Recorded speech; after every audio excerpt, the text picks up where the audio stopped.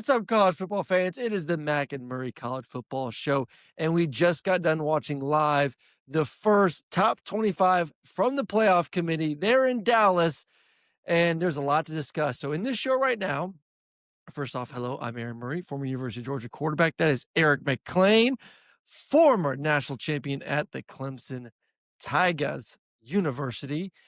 So we got a jam-packed show. We are loaded. Obviously, we're going to be giving our reactions to what we just saw with the top 25 with the new playoff committee, and then we're going to get into some game predictions and looking ahead to Alabama, LSU, BYU, Texas Tech, Tulane, Memphis, Aggies, Missouri, Oregon, Iowa, Cal, Louisville, Navy, Notre Dame, Wake Forest, Virginia. We got a jammed packed show. So we appreciate y'all joining us, whether you're on Twitter or YouTube and maybe Instagram too. We're trying to kind of spread our wings and get out there a little bit. So thank you, everyone, joining us here on a Tuesday night or whenever you're watching this post as well. Jump in the chats, leave some chats. We'll hit some of the chats as well along the way. EMAC, man, what's up? First poll, man. How excited are you just to get this first poll out there? Yeah, it's good to know where everybody's going to kind of be, right? And kind of know where we're starting. What does this committee value? What do they look at? And it's always one of those things where you're just like, some things you really agree with, and some you're like, what are we doing? What are we talking about here? And I think we won't truly know until the second one comes out and some other things happen. Then we kind of see, okay, is strength of record very important to them? Is strength of schedule? Is just wins loss? Do losses matter? You got a couple of 2-3 loss teams in here, so maybe not. Maybe it doesn't matter as much with these guys. I think it was super interesting just to see, and I'm kind of scanning it right now, but there was no G5 team ranked in the top 25. No, I think I that's didn't even kind of think about crazy. that. I think that's kind of crazy. I don't know if they know something we don't know, but one of them got to get in. So it's going to be fascinating to see where they put them. And it's just it's a very interesting starting point for this poll. All right, so let's work our way kind of in chunks here from 20 to 25, and then we'll work our way down. So I'm adding a picture to our YouTube channel to make sure people know exactly what's going on there. So just kind of doing a little post-production in the during the show as well. But I'm going to get your reactions first and then kind of go from there. 21 through 25, Michigan, Missouri, Washington, Pitt, and Washington there at 25. Any gripe about those 5 teams right there, Mac?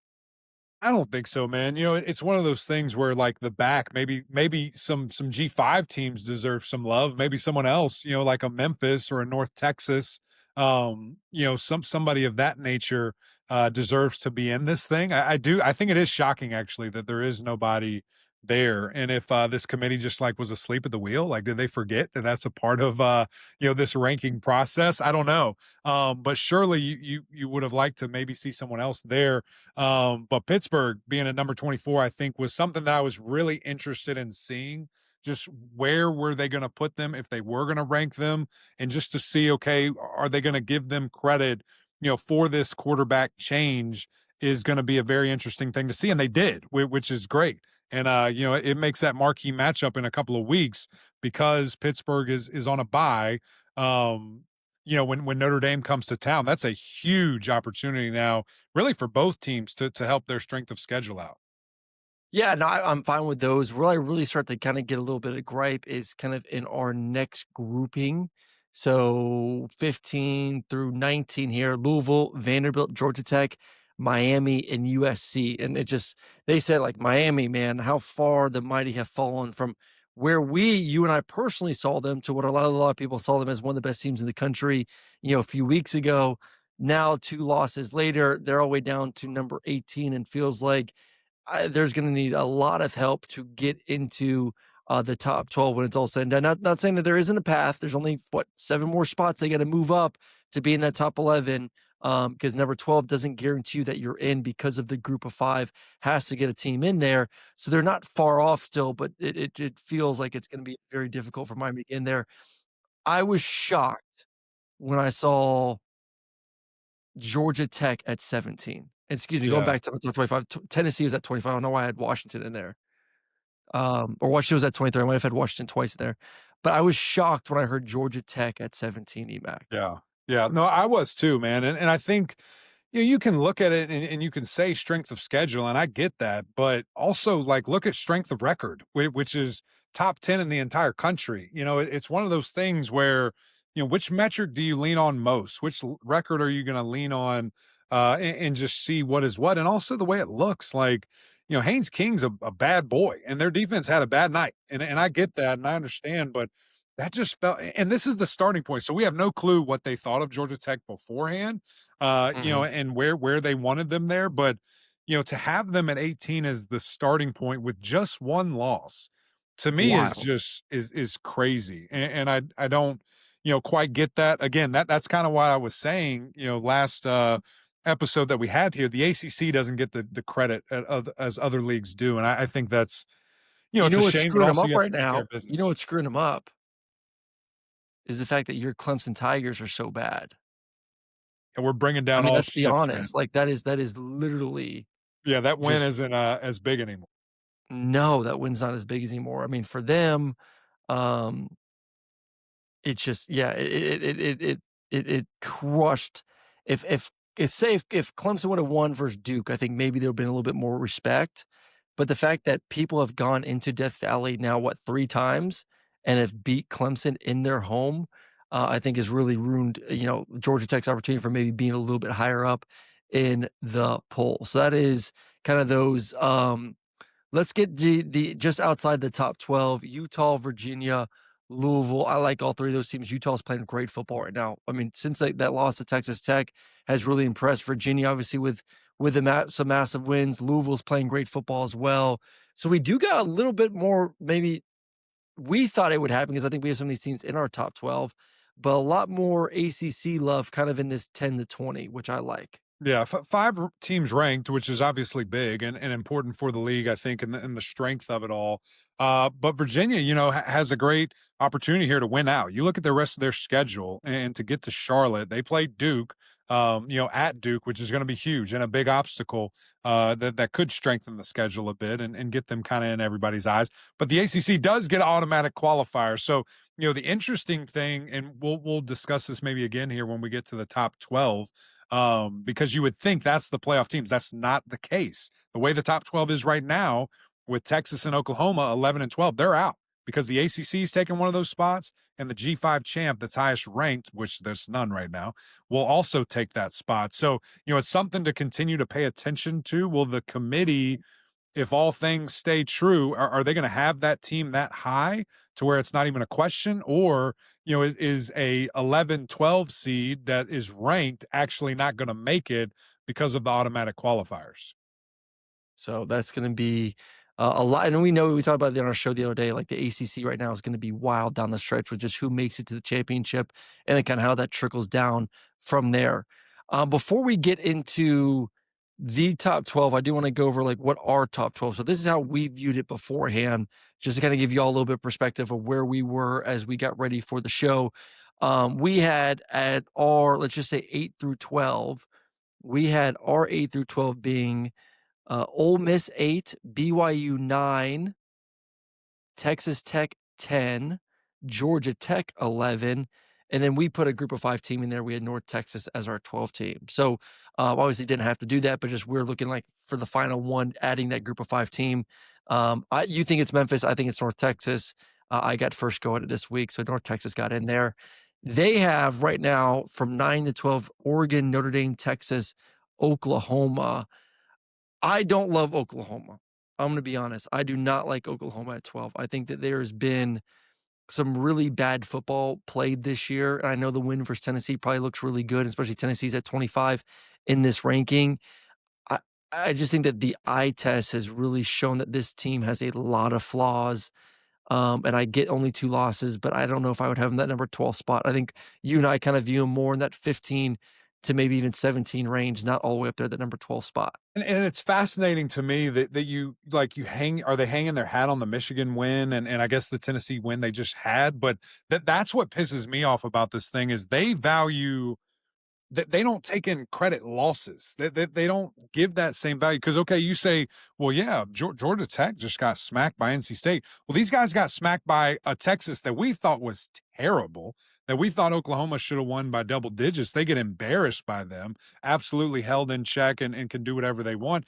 And then they get clapped by Lane Kiffin and company and absolutely demolished. So it's funny to me the oh, we're going to look at this team this way and we're going to look at this team that way. It's not consistent in across the board, and this is a great example of that. The fact that Oklahoma is that high to me is just based on how they've looked, based on what they can and can't do. And I know that the great win against Rocky Top they just had, but man, that's pretty lofty to have them 12 right now. Yeah, no, I think way, way too high there for Oklahoma. I don't mind Texas at 11. I do think Texas is improving. Like I'm actually seeing a team mature and get better and better. And that's a quality win this weekend against Vanderbilt. But I'm seeing good football right now being played where I look at Oklahoma and I'm not seeing necessarily good football being played. And I'm not taking anything away from going on the road in Knoxville and winning that football game. I think a lot had to do, though, in my opinion, watching the game, Tennessee kind of pissing an opportunity away more than Oklahoma going out there and seizing an opportunity. So, not to turn this to a whole hating on Oklahoma, I just think they should not be in there at the number 12 spot. I think we're both on the same page there.